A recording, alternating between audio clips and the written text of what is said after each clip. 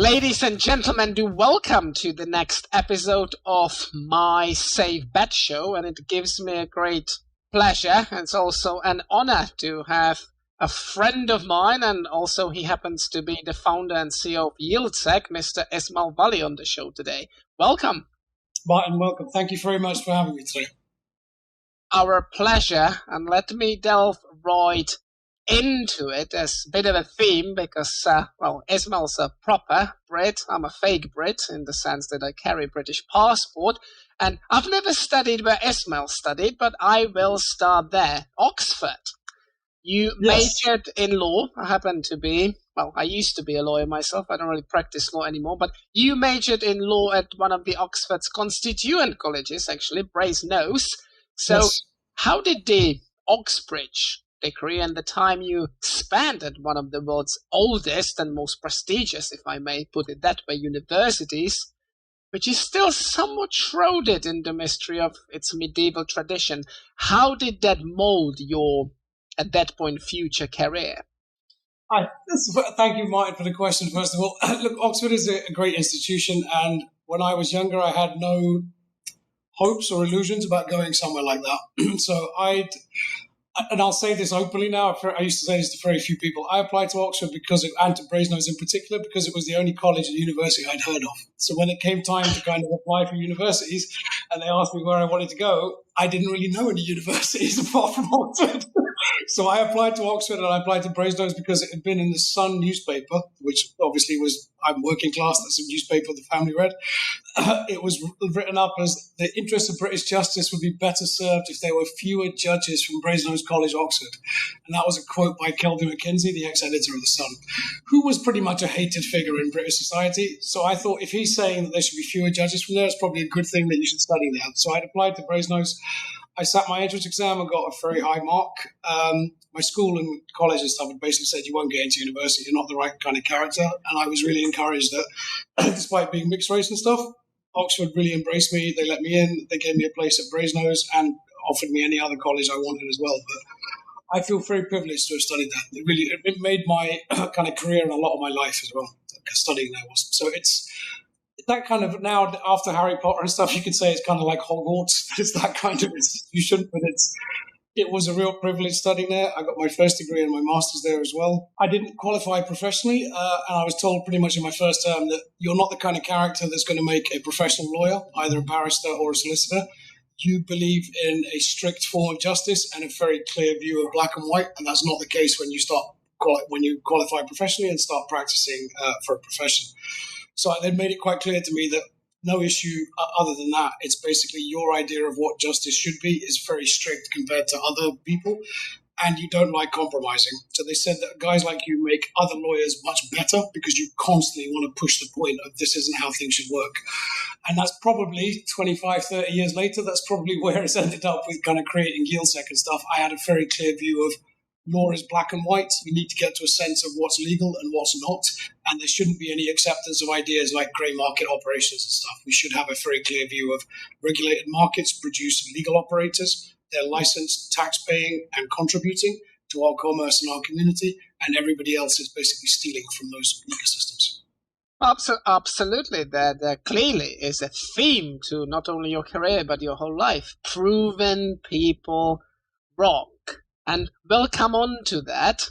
Okay. The other point I was going to make is that you only ever having heard about Oxford, I suspect that would have made a lot of people at Cambridge upset. But I shall digress and move on to... Let me just say on the Cambridge thing, I also got accepted there. So I did. You got accepted there even without ever having heard about it. That's even more impressive, ladies and gentlemen. Ismail Vali, an Oxbridge graduate against his own will. They only let me in for English at Oxford, at Cambridge, whereas Oxford let me in for law. So I didn't want to do English. I wanted to do law. Yeah, well, as far as I'm concerned, being a foreigner, if I may say so, your English is absolutely perfect and creates, hopefully, a very good segue into the next topic, because another feature we've got in common is that, to a large extent, we happen to be globe trotters.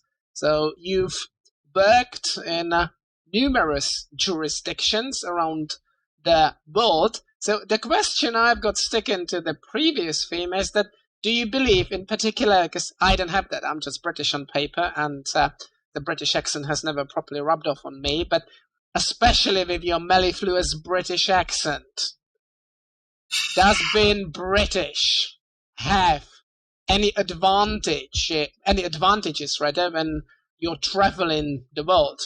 How do folks out there perceive you proper Brits these days?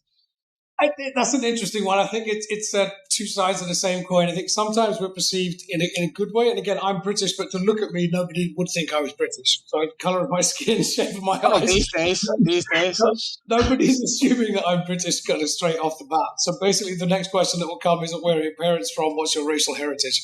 So to put this one to rest, I'm half Dutch on my mother's side, and on my father's side, Malawian, so Indian African. So it's a broad mix, and it kind of leads to a lot of people thinking, is he Italian? Is he Israeli? Is he this? Is he that? Last thing that people think of is English. They obviously hear the accent, and then they assume, okay, the guy's a Brit. The accents kind of stood me in good stead over the years. I think it comes across as it has that perception of being slightly more educated, I guess, but there's not that to it. I was lucky to be educated at Oxford, obviously, but definitely the globetrotter side of it, I've always gone where the business needed me the most, whether that was in employed roles for Ladbrokes, Paradise Poker, PokerStars, and then through consulting career, and then with YieldSec, I've taken myself wherever the business needed me. Right now, I'm based in Mexico. So that's much cheaper for us. We run a center of excellence here with our data analysts, and also it's good for, we're just about to go into our investment rounds, and it's good for investors to see that we run the business on the most lean fashion possible to make sure that it's the right thing for the clients, right things for the team, and the right thing for us as a business going forward.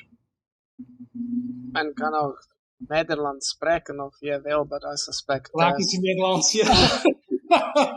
Our audience is bound to be predominantly English speaking, so I will behave yet again and digress. And coming on to the industry and the roles and positions you have held within the industry prior to launching YieldSec, there's quite a long list, both managerial and consulting, ranging from, and that's the one for obvious reasons, very close to my heart, ranging from the head of development for Ladbrokes to chief marketing officer for the likes of Paradise Poker and Sportingbet. So how long have you actually been in the industry, and how much has the gambling industry, with particular focus on the online gambling industry, how much has it changed throughout your tenure? So that's a great question. I think, look, this is my 21st year now. It's massively changed over that time. I joined Ladbrokes off the back of having left Oxford 97, 98, and I joined Solomon Smith Barney. So I was their first internet analyst, basically because when they asked us the question on training in New York, who has an email account, I put my hand up and I was told, you're the internet guy. And that was kind of as simple as it was. I wrote reports based on online media, telco, and internet companies. And one of the biggest reports I wrote in terms of popularity was a report about what would make money online. So I said that rather than looking at seeing the internet as something completely new, it's just another distribution channel. And you need to look at it as one of the most cost-effective distribution channels we have ever come up with as human beings with any form of economic activity. I'd written that and said it would be gambling and pornography. It would be two businesses that benefited from anonymity, and they'd be two things that we should look at. It got me suspended for a week from my job, and then rehired at double my salary on a Friday because it had been such a requested report, and Playboy, Hustler, tons of gambling companies were talking to the bank now. I took an offer from Ladbrokes, moved back to the UK, started their internet division with a very small core team of techs and strategy people. That build and going through everything from the first build of the sportsbook, the racebook, casino, poker, games. We even built kind of a product called Balls, which was an every-minute numbers game to rival the lottery. It was an intensely creative time, and the board backed us in terms of just get Ladbrokes on the map kind of thing in the UK. What I'd say from that time was the retail estate, and that was 3,500 shops for Ladbrokes in those days. they looked at it and went, this internet thing will disappear. It's going to be a flash in the pan and it will disappear in the next couple of years. I was utterly convinced it wouldn't. I was utterly convinced that this was a low-cost distribution model. It was much better than owning retail property at leasehold or freehold values, and this was the way forward.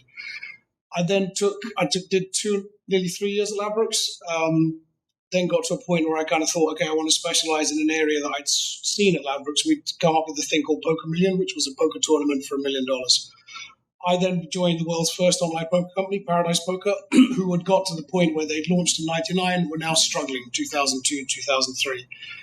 They had a view that they needed to get back to number one position, and they needed somebody who was good with creative ideas and promotions. I found my niche there. That's really what set up my marketing work. I really focused on this is how you bring customers. You let them play for free. You let them adjust to whatever they want to do in their own time, and you make sure that they're not forced into playing any game or forced into opening accounts for money's worth kind of thing. So the experience at Paradise Poker, we turned that business around, got them back to number one. Sold the business in 2005 for $500 million, pre-Unlawful Internet Gaming Enforcement Act. When the Unlawful Internet Gaming Enforcement Act hit, I was then the British guy and the only one who was kind of clean, open, and honest, and I never had any issues about changing my name or trying to avoid tax or anything. So I was the one who basically went, okay, I'm still here. Everybody else got fired, all the Americans and Canadians, Australians, were all let go. And they asked me to become the chief marketing officer across the whole group of Sportingbet. And even in that changeover year where we had to, the first act I did as CMO was basically sell all of our kind of businesses that had questionable legality. So the sportsbook.com business, the Super Bahis business in Turkey, we got rid of those immediately for $1 just to say we don't want anything to do with these. We won't profit from these businesses. And we're going into a clean, regulated future for Sportingbet. But we managed to stabilize the share price in under a year. So I was really happy with that. And with all this experience under your belt, and this is not meant to be a lead-in question, but it may be controversial. What is it that bothers you the most about the industry these days? It's an interesting one. I think at the moment, and the thing that really led to the kind of build with YieldSec is we've had a iGaming industry since the early 2000s.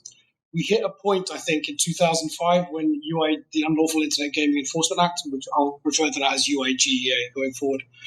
When UIGEA hit, I think that was almost like a hollow point bullet that kind of hit the body of iGaming. That lots of people the hollow point bullet, when it hits the body, it will kind of splinter into and fragment into many different shards and directions as it cuts through the body. It made a lot of people think, yes, we need to get legal. We need to be publicly traded and continue with that. We need to maximize shareholder value. So we're going to pull out of any illegal markets. Okay. US was clearly illegal from UIGA onwards. There were a number of other operators who weren't necessarily publicly traded at that point, who basically said, we're going to turn our face the other way and we're going to ignore the fact that US legality has changed. And it wasn't just that US legality had changed. It was that internationally, people noticed that this iGaming business throws off a ton of money, a ton of profitability, and we want control of this machine because governments prior to the internet always had control, and now they had none since the internet kind of inception in the mid-90s. I'm at a point there where a lot of ex-colleagues, a lot of ex-team members, a lot of people I've trained over the years went into that dark side of the industry knowing they were going into it, but they thought, I'll be small enough, no one will notice me, and the Americans and justice won't come for me. And that's not just American justice. We've now seen that it's basically an international law is where this ends up. But effectively, they took a view that nothing was going to change, nobody was going to affect them, and they were making too much money to give up those ill-gotten gains. And I think that's the thing that concerned me the most over the years is you saw less capable, less able, less talented people doing really well and making tons of money.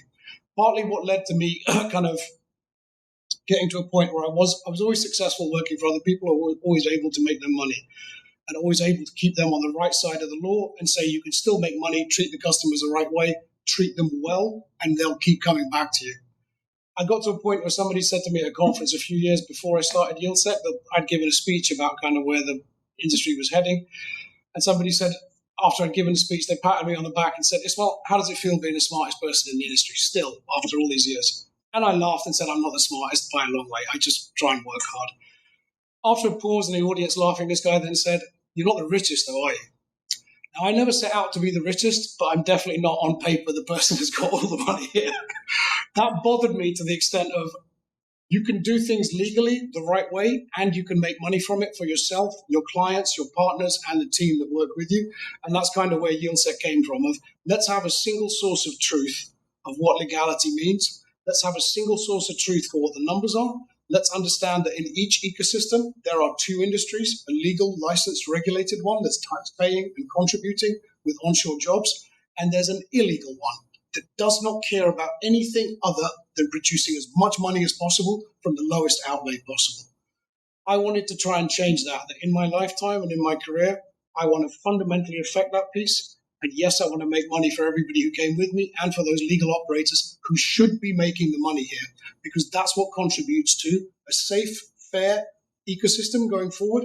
It's what contributes to happy customers. It's what contributes to taxation and paying that quid pro quo to society, which means legal gambling only exists because society said, we have a quid pro quo here.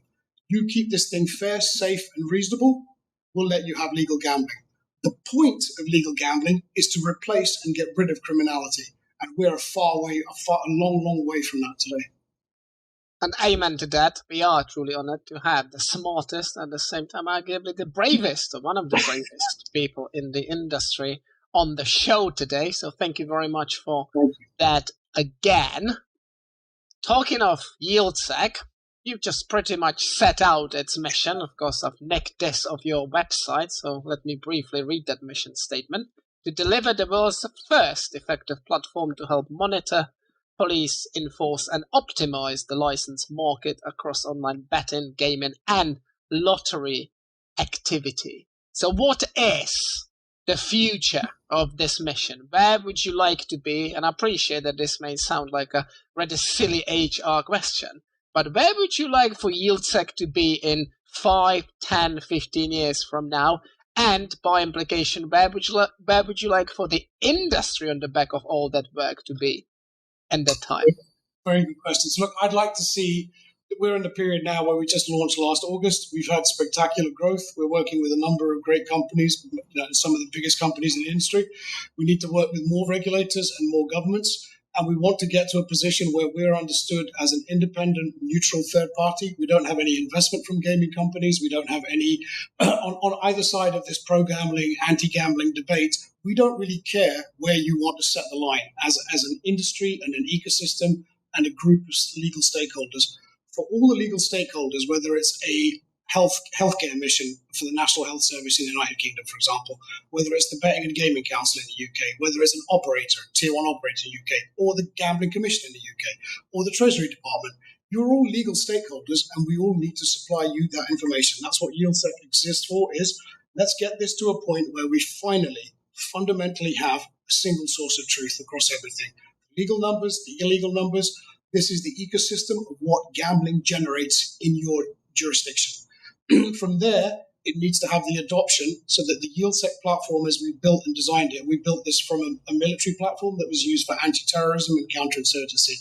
The reason I did that was it was the most scalable system I'd seen in terms of anything to do with terrorist content, anything to do with terrorist information online, finds it and it can kill it immediately. We're at the point where we don't kill that information, but we find it for everybody. For a legal stakeholder like the Gambling Commission or a media partner like Facebook, you now know that content's illegal, it can be removed. That content is leading to revenue leaking from the country, being stolen from the country. We can now put that to a stop. And it's not just the destination websites, it's the mirrors, the clones, the advertising that leads to all of that. So I want to get to a point over the next few years where we're adopted by all of those individual legal stakeholders. We work for all of them, and we're there to basically show them that the only thing we're partisan about is legal versus illegal. That's the thing that we care about fundamentally. We are there for all legal stakeholders. We are there for no illegal stakeholders. So if we get them to a point where this thing's been adopted, we get you to work together, even if you don't like one another and have diametrically opposed missions as legal stakeholder, operator versus a kind of anti-gambling charity. We want you to all get the same information to understand, look, legal gambling exists for a purpose here, to replace criminality. That's the point. When you can see that month on month, year on year, that the numbers are basically generating a sustainable, jurisdiction-friendly ecosystem that takes care of the vulnerable, takes care of excluding children, takes care of excluding customers like those on GamStop in the UK, which we showed recently in our research in the United Kingdom. The illegal marketplace, the illegal operators are going after those GamStop registered players to basically say, all those pages on Google, all those pages on Facebook that refer to GamStop, we're going to push you into illegal casinos and sportsbooks from that. We're going to push you into illegal payments. That shouldn't be happening. The GamStop pages should be like anorexia and bulimia pages for women and young girls, that as soon as you try searching for that stuff, you're pushed towards therapy. You're pushed towards a helpline rather than pushed into illegal gambling.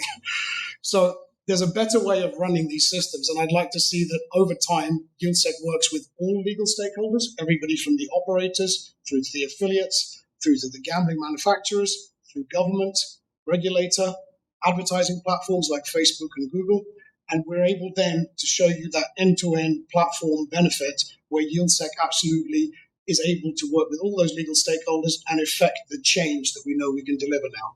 That we're so far ahead of where I expected to be on the dev cycle because of using that military platform to build from. We're now able to go, okay, we can find a piece of content, we can find illegal affiliates, we can tell you exactly how to remove them. So we act on a recommendation basis that it's all big data on our side, but how we work with the clients is to make sure you as legal stakeholders do not need a big data front end to log into and therefore trawl for what you need to do. We understand the ecosystem well enough to be able to say to people, these are the top 10 threats for you this month. These are the things you need to focus on. Next month, it's the World Cup, it's the Premier League, it's the FA Cup final. These are the things you need to focus on.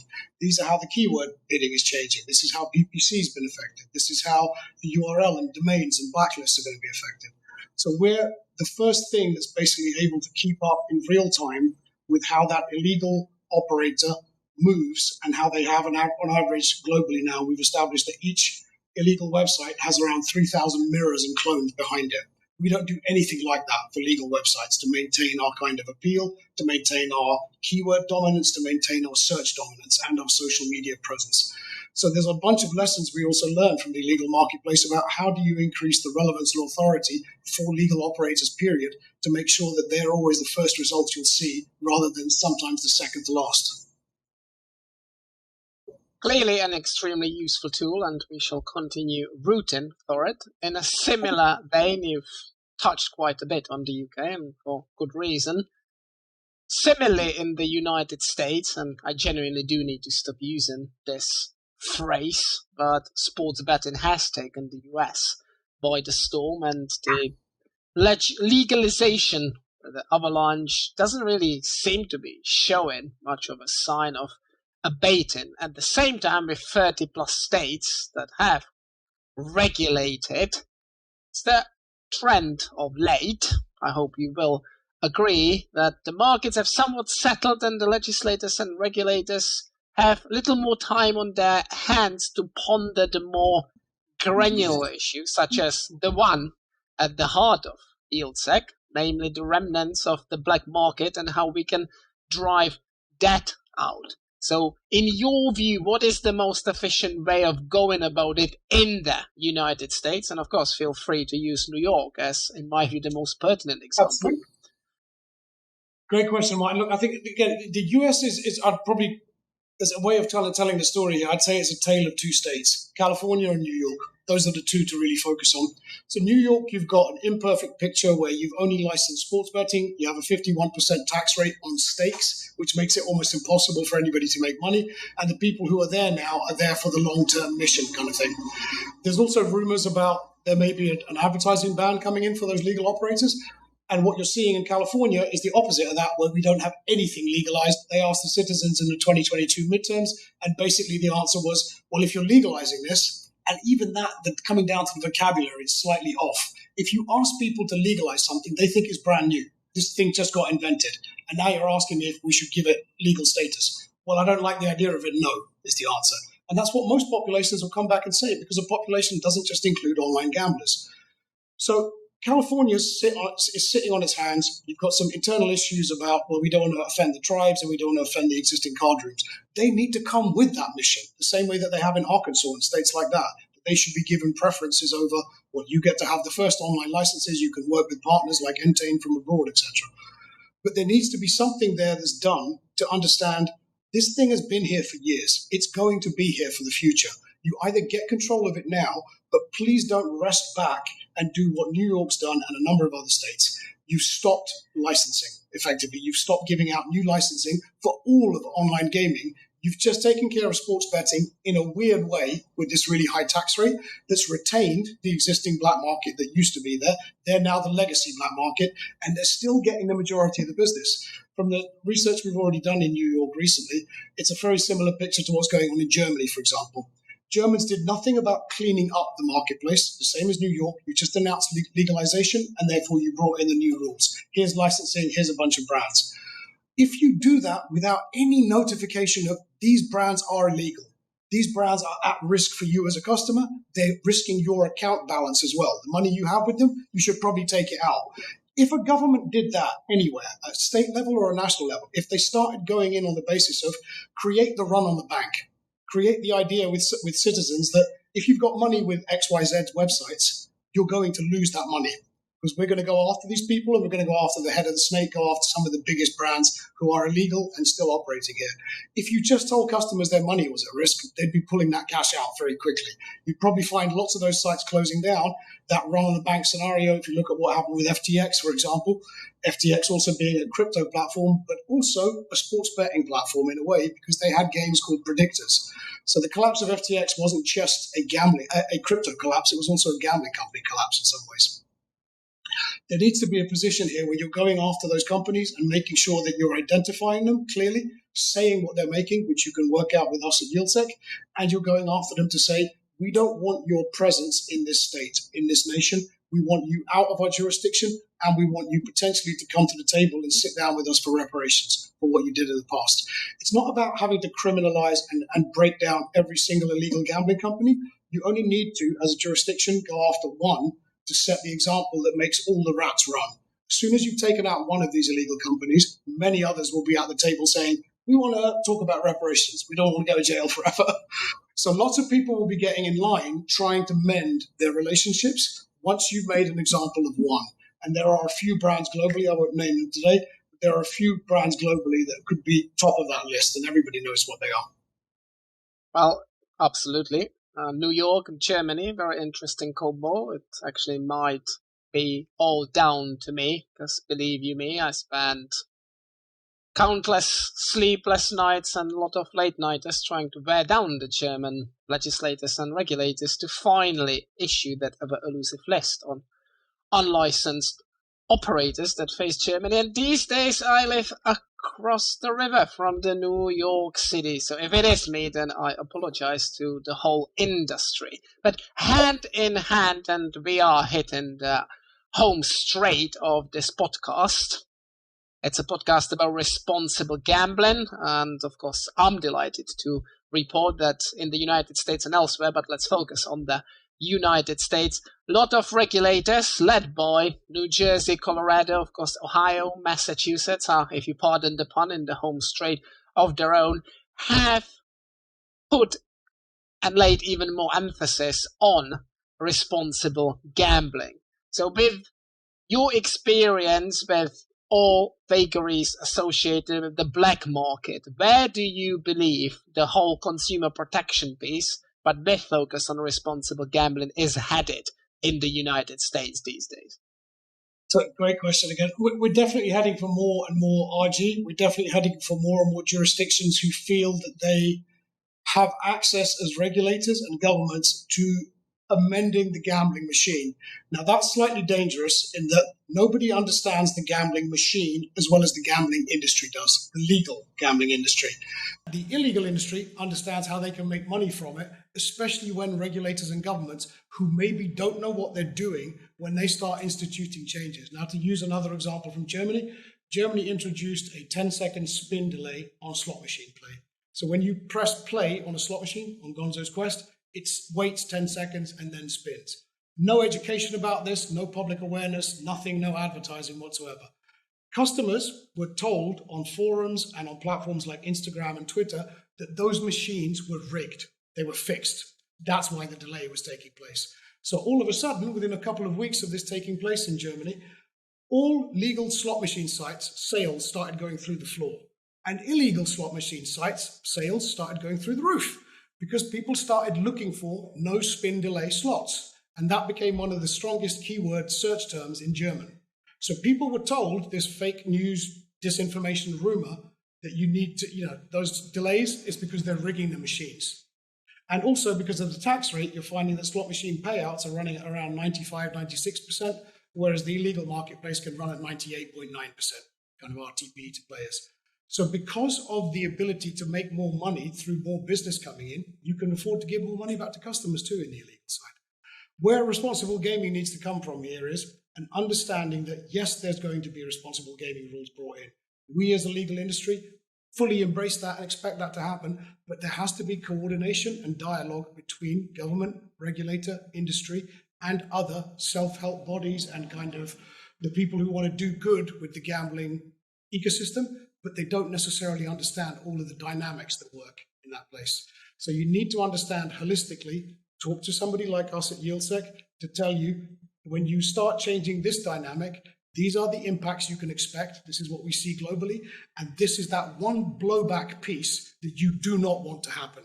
Because when you introduce something like that spin delay, it led to wholesale movement towards the black market by customers because they saw the legal market as unfair, the legal market as potentially cheating them.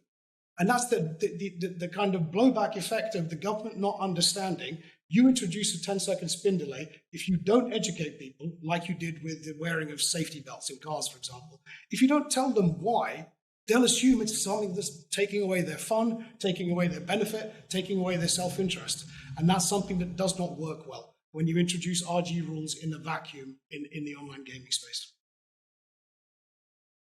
Absolutely, and sadly so. Some of these regulatory requirements tend to defy logic, but I'm sure that with guys like you being around, we will continue working with regulators and legislators and educating them, and the same go for the public. Before I give Ismail a chance to shine even more, my usual rather unfair question and request, 60 seconds to convey his key messages. We tend to talk on these podcasts about other walks of life and slightly lighter stuff than responsible gambling and black markets. We've heard, and thanks for that, we've heard about your background. So, if you pardon the pun, the question of sport. So, given your background, would I be right in guessing that you're bound to be a football, as in soccer, not football, cricket and rugby fan? And if that's the case, do you get excited about American sports, or will you be getting excited about March Madness, or will that just wash over you? It's a very good question. The only British sport I'm really keen on is soccer. I couldn't care less about rugby and cricket whatsoever. In terms of my upbringing, I read a lot of comic books and watched a lot of American movies. America is my spiritual home. I love America more than I think I do most people, to be honest. The idea of America in my heart and my head is somewhere that's God's own country to me. At a physical level, it's one of the most beautiful places on earth. At a people level, I've met some of the best, most forward-thinking and new ideas celebrating people in the United States than I have anywhere else in the world. So American sports, basketball in particular, I absolutely love. I'm very much looking forward to March Madness. Now is the time, before we move on in the real life, onto the NBA playoffs. Now you got your 60 seconds, please, to convey your key messages before we wrap up. So it's all yours. Thank you very much. So key messages I'd say here is YieldSec exists for all legal stakeholders. It's to get us to a balanced ecosystem that works for everybody, that there's something in this ecosystem for everyone. The whole point of YieldSec that we came in with is that we're helping you understand what the legal marketplace should look like and what your jurisdictional marketplace could look like without crime being present. The point for us is that betting, gaming, and lottery should fundamentally benefit our commerce, our community, onshore jobs, and the citizens and children within that community. Betting, gaming, and lottery should not be funding crime. And that's fundamentally a reason why you should have a chat with us at YieldSec. Thank you very much for that. Thanks again for being on the show, ladies and gentlemen. This has been one of the industry pioneers, and as we've established today, one of the smartest and bravest people in the gambling industry, Mr. Ismail Vali. My name is Martin Lycka. This has been the latest episode of the Safe Bet Show. Thanks for watching us. Take good care and see you next time.